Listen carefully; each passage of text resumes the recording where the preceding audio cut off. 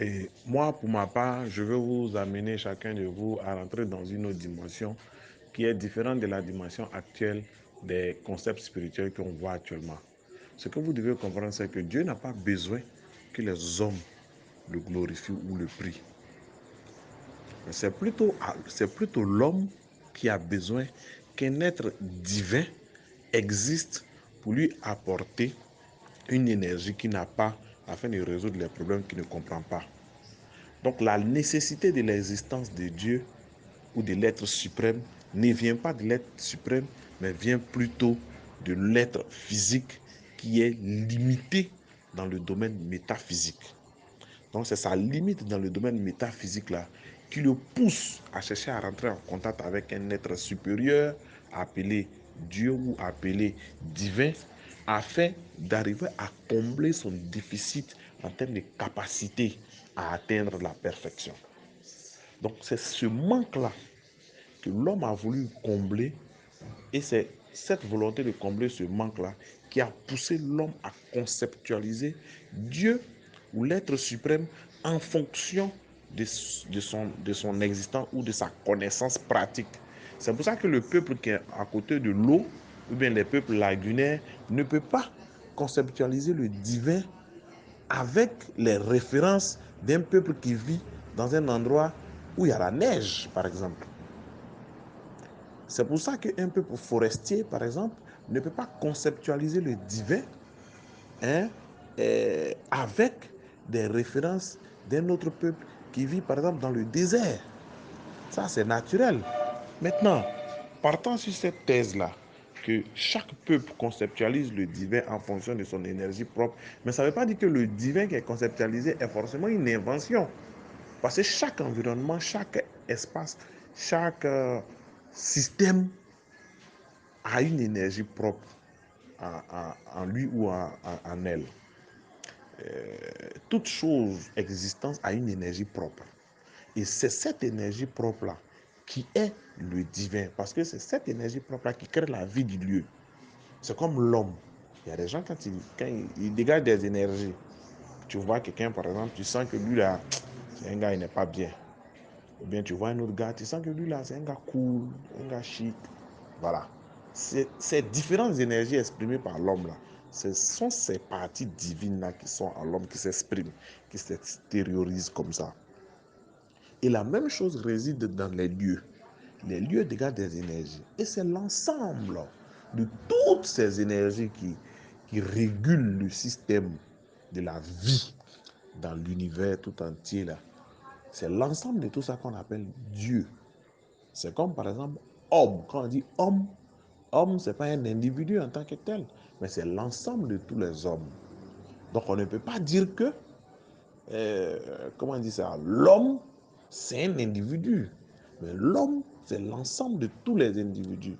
Enfants, femmes, hommes, hommes dans le sens de masculin, je veux dire, rassemblés qui forment l'homme avec grand H.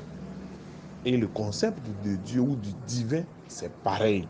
C'est l'ensemble de plusieurs formes d'énergie liées à plusieurs concepts, liées à plusieurs environnements, liées à plusieurs connaissances pratiques qui forment le divin de façon générale.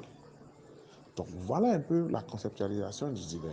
Et au nom de cette forme d'énergie-là, chaque peuple a le droit de conceptualiser sa spiritualité propre en fonction des énergies divines dans lesquelles l'être suprême lui-même a décidé que ce peuple-là naisse.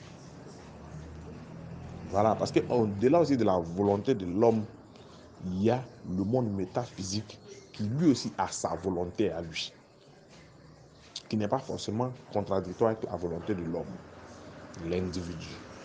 Voilà, parce que c'est un ensemble de choses. Donc, je veux dire que tout peuple a le droit de conceptualiser le divin, et notamment l'Afrique. Donc, pourquoi est-ce que nous devons laisser la conceptualisation du divin parce que nous avons notre propre énergie propre? Pourquoi nous ne conceptualisons pas notre divinité ou bien notre être suprême dans notre énergie propre et nous laissons d'autres peuples venir nous imposer leur conceptualisation du divin qui n'a été faite qu'à partir de leurs propres énergies à eux. C'est pour ça qu'en fin de compte, nous les Kamites, nous disons que le Kamite ne doit pas être dans une conceptualisation spirituelle, religieuse, venue d'ailleurs. Parce que quand ça vient d'ailleurs, c'est fait par une énergie qui est différente. C'est comme par exemple le peuple forestier va venir imposer son concept spirituel à un peuple lagunaire. Ça passe pas parce que eux, leur énergie propre est liée à la mer, à l'eau. Et l'autre, son énergie propre est liée à la faune, comment on appelle ça, à la brousse, à la forêt. Donc, eux n'ont pas le droit de venir imposer. La seule chose qu'ils peuvent faire, c'est venir apporter la connaissance de leur concept spirituel divin à l'autre peuple. Si l'autre peuple le veut, il l'utilise, il le récupère pour l'ajouter dans lui, sa conception spirituelle divine des choses. Et puis évoluer avec.